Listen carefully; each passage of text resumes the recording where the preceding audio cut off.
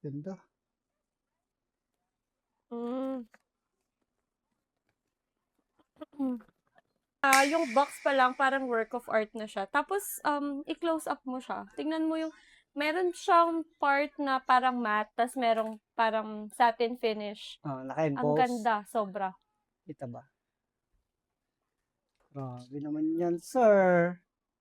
Yan, oh. Yung ibabaw, ganda. Super. Wala rin, oh. Hindi mo akalain, ano lang to? Less than 1K lang to. Talaga? Yeah. Kaya lagi siyang sold out.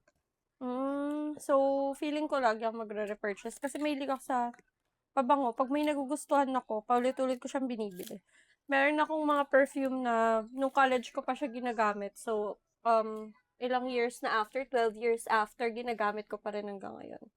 So, ito na Ang ang ganda, laki pala, no? Ilan yan? 200 ml. Parang 200 ml. I think 100 100. ml lang. 100. Parang makapal lang yung glass niya. Ganda.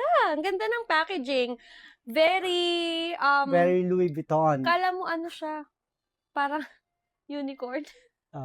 Louis Vuitton yung ano niya. Ewan ko lang yung mismong Moroccan dream. Pero yung parang iba niyang ano, Louis Vuitton yung pinagayahan. Geto rin kasi yung bottle nun eh. Talaga? Yung mabango na sabi mong 20K?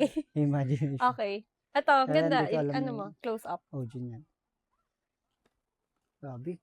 Putik, nakatakot. Ano pa yung inclusion sa box?